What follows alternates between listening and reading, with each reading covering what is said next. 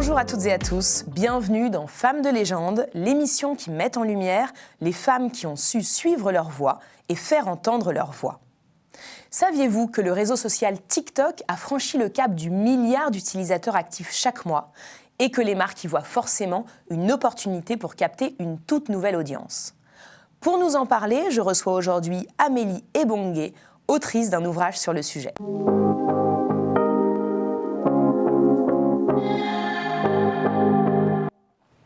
Bonjour Amélie. Bonjour Laura. Amélie, merci d'être sur le plateau de Femmes de légende aujourd'hui.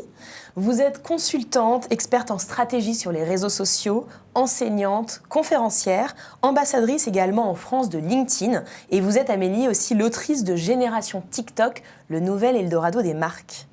Alors, avant de parler justement de ce dernier livre, est-ce que vous pourriez nous dire, Amélie, si en grandissant, vous avez eu des modèles d'inspiration? Et si oui, lesquels? Alors oui, plusieurs modèles d'inspiration.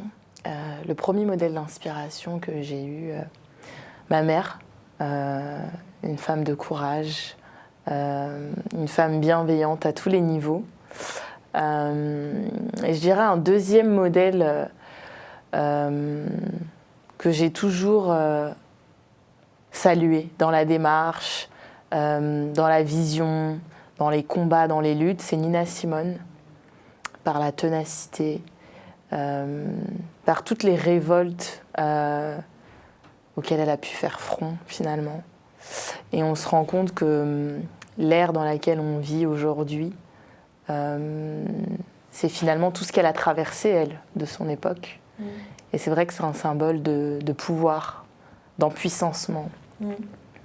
Et c'est une véritable figure qui me marque à différents niveaux. Amélie, vous avez démarré votre carrière dans un bureau de prospective français où vous avez décrypté des tendances sociétales pour guider notamment des grandes marques du luxe, de la mode, de la beauté dans leur stratégie de communication. Ensuite, vous avez rejoint un des leaders mondiaux de l'hospitalité. Vous avez aussi réalisé pour lui une stratégie de contenu à l'international. Et vous êtes également passé par des grands groupes de communication. Alors, on sait que justement dans certains grands groupes, il y a une organisation souvent patriarcale, verticalisée. Est-ce que durant ces expériences, vous vous êtes heurté à des biais cognitifs que vous avez dû dépasser? Oui, c'est une très bonne question. Tout au long du début de ma carrière, j'ai dû faire face à des organisations préétablies, des organisations avec un modèle hiérarchique que vous avez très bien cité, très patriarcale, et une manière d'apprivoiser aussi le travail en équipe de différentes manières. Donc c'est vrai que la première force, c'est la capacité d'adaptation. Et c'est vrai que c'est très important de faire preuve d'adaptation, d'adaptabilité, de compréhension, d'ouverture d'esprit, sans trop en faire. Parce qu'on nous apprend aussi à ne pas trop en faire. Ça a été dur au début de comprendre en fait la politique d'une entreprise. Et finalement, c'est des choses qui sont là, sous nos yeux, et avec lesquelles il faut composer au fur et à mesure de sa carrière, au fur et à mesure du temps. Un temps qui est plus ou moins long, dans lequel on s'inscrit en fonction de ses missions, en fonction de l'organisation de l'entreprise. Et c'est vrai que c'est des choses qui m'ont fait évoluer, qui m'ont fait grandir. Et c'est vrai qu'avec le recul aujourd'hui, je me dis que ça aurait peut-être évolué différemment là où on se parle en 2021. Et alors justement, en 2021, votre livre dont on va reparler s'appelle Génération TikTok, le nouvel Eldorado des marques. Est-ce que selon vous, cette fameuse génération TikTok, finalement ces grands groupes avec des organisations parfois assez patriarcales et verticalisées, est-ce que vous pensez que c'est plus un modèle d'attractivité pour cette fameuse génération? Oui, parce qu'on arrive à une rupture. Aujourd'hui, cette jeune génération, ce qu'on appelle la Gen Z, née après 97, début 98, qui aspire à un modèle de travail différent de la génération précédente, un modèle de travail profondément ancré avec des valeurs qu'ils souhaitent partager. Et ça, c'est intéressant de comprendre finalement comment les grands groupes vont réussir leur transformation au prisme de cette génération. Puisqu'aujourd'hui, comment attirer des talents de plus en plus jeunes? Vrai sujet. Ça passe finalement par une transformation profonde des entreprises, au prisme des valeurs, au prisme de la culture de l'entreprise, au prisme de la mission de l'entreprise, parce qu'aujourd'hui on a de plus en plus d'entreprises à mission. Et en fait, c'est en ça que tout réside. Effectivement, et on touche à la question du sens que vont aller chercher aussi cette fameuse Gen Z. Justement, Amélie, vous avez 28 ans, donc vous êtes aussi la preuve que l'expérience n'attend pas le nombre d'années. Est-ce que vous saviez que sur les processus de recrutement dans l'univers professionnel, les femmes attendent d'avoir à peu près 90% des compétences requises pour oser postuler? Ce sont des études qui le montrent, quand les hommes vont attendre d'avoir plutôt 60% pour oser postuler. Est-ce que de votre côté, vous avez déjà eu un sentiment dans votre parcours d'un certain syndrome de l'imposteur ou jamais? Oui, oui. Ce serait mentir de dire que j'ai jamais eu le syndrome de l'imposteur. On l'a toujours un petit peu en soi. Encore une fois, c'est une question personnelle et tout dépend de comment on le maîtrise. Je l'ai eu très vite, très tôt. Et il a fallu beaucoup d'efforts pour pouvoir l'éliminer, même s'il reste quand même quelques traces. Ça part jamais totalement. Est-ce qu'il y a des clés qui permettent de le dépasser peut-être plus facilement? Alors j'imagine le travail. Le travail, c'est la première clé. Je dirais que le deuxième point, c'est d'accepter ses forces. D'accepter ses forces. On a toutes des forces. Encore une fois, il faut pouvoir les déceler, les comprendre pour mieux les utiliser. Et je dirais le troisième point, c'est la lucidité face à qui on est et face au monde qui nous entoure. Donc je pense que c'est un ensemble de choses aussi qui nous permet de combattre ce syndrome de l'imposteur. Alors encore une fois, tout est question de jauge. Tout le monde n'a pas le même niveau de syndrome, mais c'est quelque chose qu'il faut apprendre à éradiquer. Alors Amélie, est-ce que vous pouvez nous expliquer comment vous est venue l'idée d'écrire cet ouvrage sur le réseau social TikTok qui intrigue encore, je pense, un certain nombre de personnes, et pourquoi avoir choisi justement ce réseau plutôt qu'un autre? Alors TikTok, c'est la rencontre entre une maison d'édition qui est Duno et une autrice, donc moi en l'occurrence. Et l'idée est venue au fil de nos discussions, puisqu'il s'avère que TikTok n'avait jamais d'ouvrage qui expliquait en fait l'histoire de la plateforme, avant même de comprendre comment ça marche, qui racontait l'histoire vraiment de cette application. Et les choses se sont faites naturellement, en fait, elles se sont dessinées naturellement en ce sens-là. Et la collaboration est née en plein milieu du confinement. Alors j'invite bien sûr celles et ceux qui nous écoutent à lire ce livre qui est effectivement très intéressant. Est-ce que vous pouvez quand même peut-être nous mettre l'eau à la bouche et nous donner quelques bribes sur l'histoire de TikTok et ce qui se passe actuellement sur ce réseau qui a franchi le milliard d'utilisateurs actifs par mois? Bravo pour la mise à jour, tout à fait. parce que la 4e de couverture est restée à 800 millions d'utilisateurs actifs. Et c'est vrai que quand TikTok a franchi cette barre du milliard, finalement, le livre était déjà imprimé. Donc, c'est intéressant de voir finalement comment l'application ne cesse d'évoluer en permanence. Alors, ce livre, il parle de l'application chinoise, de son histoire, du rachat, de cette fusion avec une autre application qui s'appelle Musical.ly, historiquement. C'est un livre qui parle de géopolitique, d'économie, de la place de la culture, puisqu'aujourd'hui TikTok, c'est bien plus qu'une simple application, c'est une vraie plateforme de divertissement à l'échelle plus que mondiale, c'est planétaire aujourd'hui. C'est une application qui nous permet finalement de créer du contenu de façon totalement libre et créative. Et dans ce livre, j'explique comment créer une vidéo efficace, pas à pas, comment se lancer. J'explique en quoi l'application dessine les grandes lignes finalement de l'avenir du content marketing. Je parle de la concurrence, comment finalement les gros acteurs du numérique ont aussi décidé de se lancer sur un format à la TikTok. Avant, on nous disait un format à la brute. Aujourd'hui, on est passé sur un format à la TikTok. Donc voilà, globalement, c'est un livre qui parle de l'application de manière générale. Justement, les conseils dont vous parlez, j'aimerais qu'on regarde ensemble un passage où vous parlez des 3 conseils que vous donnez pour investir au mieux la plateforme. On va regarder. Premier conseil que je peux donner, c'est de conserver son authenticité, puisque bien évidemment sur TikTok, on l'aura compris, ce qui fait la force et la viralité des vidéos, c'est de conserver qui on est, son authenticité et d'être soi-même. À l'instar de d'autres acteurs, où on n'a pas forcément cette aisance de propos que TikTok offre aujourd'hui aux créateurs, mais aussi aux marques.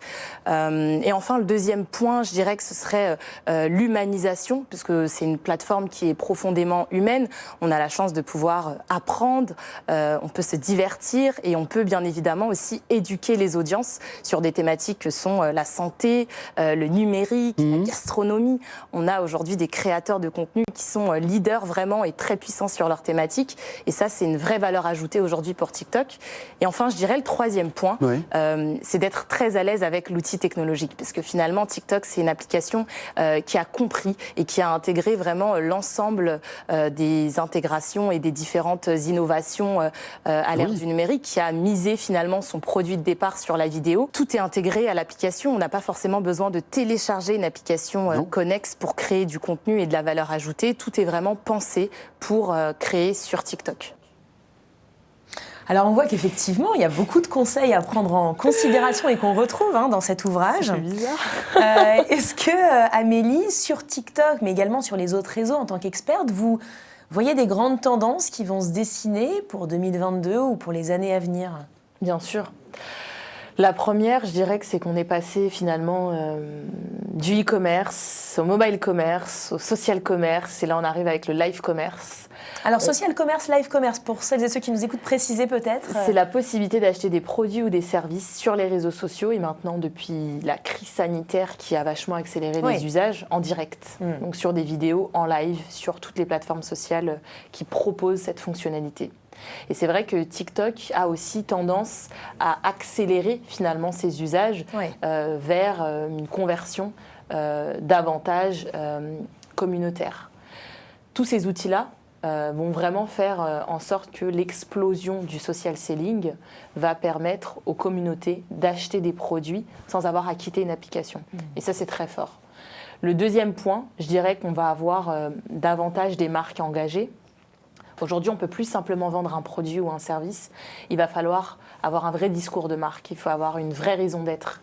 Il faut donner envie à l'audience de rester et de continuer à suivre ou à acheter un produit ou un service d'une entreprise. Et enfin, je dirais que le dernier point, on va rentrer dans le Web 3 avec des éléments de plus en plus intégrés. Quand on nous parle de réalité augmentée, de réalité virtuelle, de réalité mixte, de crypto-monnaie, de NFT, de toutes ces caractéristiques qui vont nous permettre de posséder des éléments dans un environnement virtuel, c'est des choses qui dessinent globalement l'accélération des usages d'Internet d'ici à horizon je ne sais quelle année. Et alors, quel est l'utilisateur type de TikTok? Alors aujourd'hui, l'utilisateur type de TikTok, c'est un utilisateur qui est agile, connecté. On a une parité plus ou moins égale, beaucoup plus de femmes avec environ 56% des usages sur la plateforme. D'accord. Le reste est composé d'hommes, avec une tranche générationnelle qui va de 13 ans à 40 ans. Mais encore une fois, la majorité des utilisateurs est âgée de moins de 35 ans, à l'échelle du monde, bien évidemment. Et c'est vrai que TikTok, aujourd'hui, c'est une application qui est à la croisade de l'Occident, de l'Orient, et qui a vraiment une couverture totale sur le monde. Ouais. Est-ce qu'il y a déjà des marques françaises qui vraiment se distinguent de par leur présence sur TikTok aujourd'hui? Alors oui, on a des marques historiques qui ont investi la plateforme très tôt, avant que ça devienne un réseau social aussi important. Je prends l'exemple de Merci Andy, qui est un très bel exemple français, qui a démarré historiquement sur TikTok en créant des usages avec ses collaborateurs, avec ses salariés, pour valoriser les produits de l'enseigne. Et ça, c'est intéressant de comprendre finalement comment une marque française décide d'investir le réseau de façon totalement organique. Deuxième exemple, je vais prendre la marque Clarins, dans un secteur Ouais. quasi similaire, qui investit beaucoup TikTok pour valoriser les nouvelles collections, les nouveaux produits au prisme d'ambassadeurs de marque, tout en valorisant aussi les attributs de la marque à travers ses produits. D'autres exemples, dans d'autres registres, on peut avoir le domaine du sport avec l'Olympique de Marseille, qui est le premier club de football à s'être lancé sur TikTok. Et ça, c'est assez intéressant de voir finalement comment la marque vit sur ce réseau social-là. Alors Amélie, j'aimerais qu'on parle un petit peu d'ambition, de carrière également. Je le disais, vous avez 28 ans, vous êtes également maman, vous êtes experte, vous êtes intervenante, conférencière. Et vous me disiez tout à l'heure que vous n'avez pas de difficulté avec le terme de carriériste, d'ambition. Pourtant, il y a encore, notamment en France, un certain tabou autour de cette notion. Est-ce que vous pouvez nous dire comment vous le vivez, comment vous l'incarnez et comment vous parvenez justement à l'assumer ? Alors la carrière, c'est quelque chose à considérer en fonction de sa personnalité. On laisse de la place à sa carrière dès lors qu'on choisit ce qu'on veut en faire, en fait, finalement. Et puis c'est vrai que moi qui suis de nature carriériste, j'ai pas du tout de problème à combiner l'ensemble de mes casquettes et à allier ma vie personnelle à ma vie professionnelle. On est finalement maître c'est important de le rappeler. sa propre vie.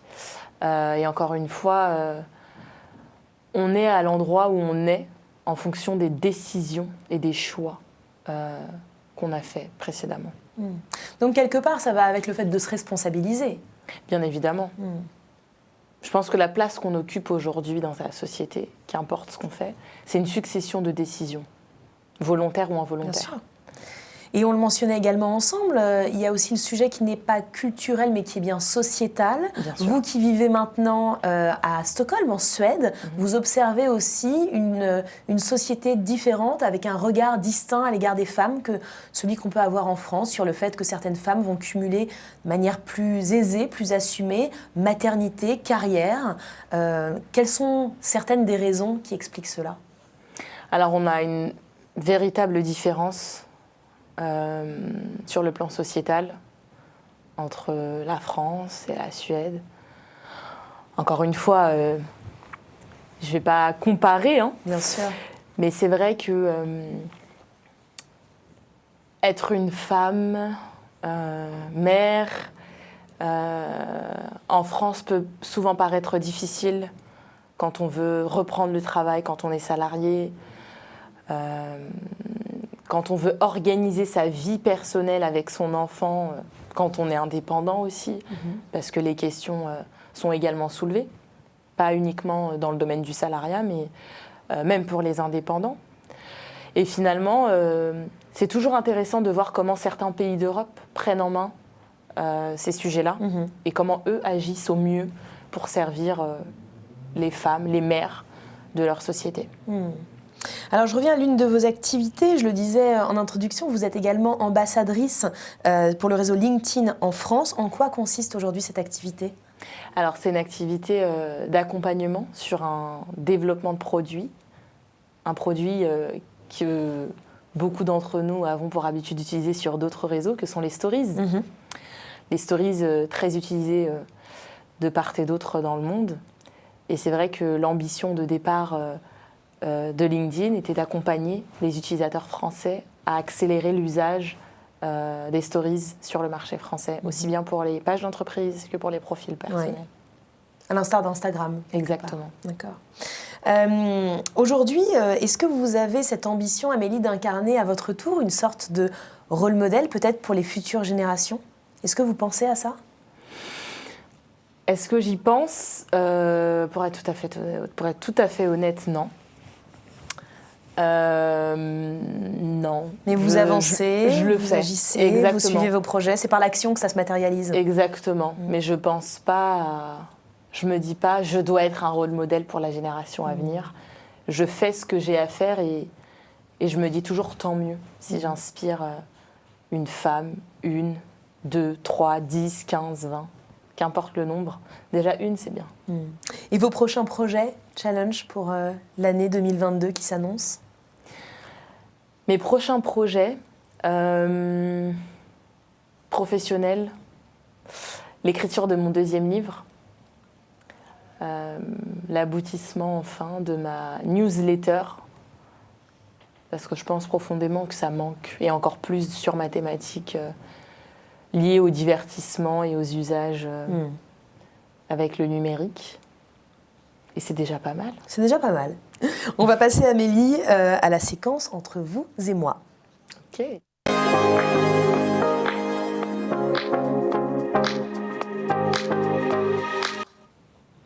Alors, Amélie, je vais maintenant vous poser une succession de questions et l'idée, c'est de pouvoir y répondre un petit peu du tac au tac. Ça vous va? Ok, super. Parfait. Alors, est-ce que 2022 verra émerger un nouveau réseau social? Oui, Vous avez une idée duquel? je dirais Yubo. D'accord. Et on peut en parler du Yubo?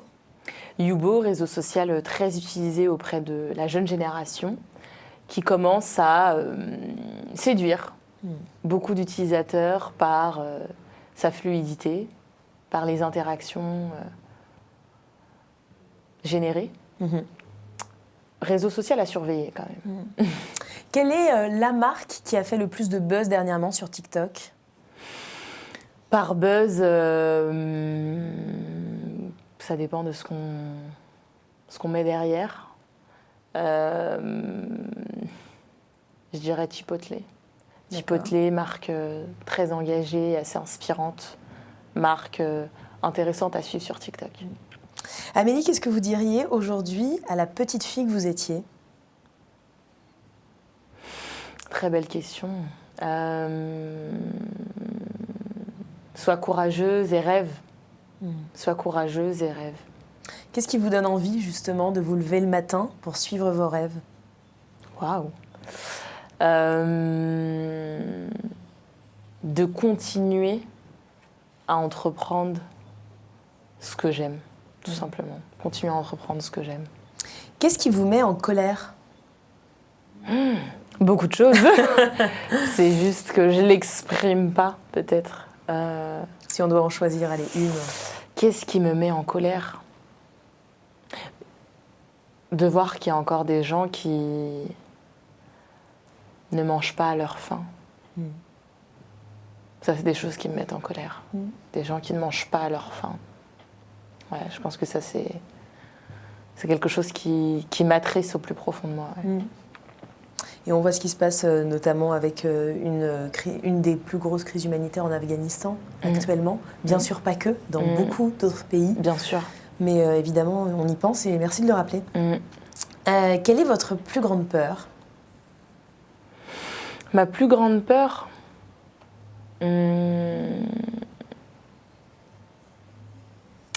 ce serait potentiellement d'avoir des rêves inexplorés. Qu'est-ce qui était mieux il y a 10 ans? Qu'est-ce qui était mieux il y a 10 ans? MySpace. MySpace, c'était bien quand même. Vous étiez sur MySpace? J'étais sur MySpace. C'était vraiment un des premiers, quelque part, réseaux. Assez engageant, Ouais, assez très communautaire. Et je dirais MySpace, ouais. Et alors, qu'est-ce qui est mieux qu'il y a 10 ans? Qu'est-ce qui est mieux qu'il y a 10 ans?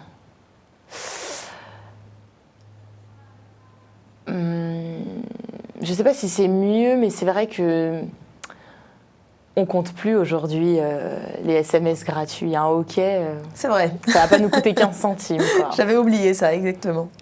Est-ce qu'il y a une citation ou une maxime qui vous inspire? Ah oui, je ne perds jamais, soit je gagne, soit j'apprends, de Nelson Mandela. Ouais, très juste. Le stéréotype le plus difficile à dépasser?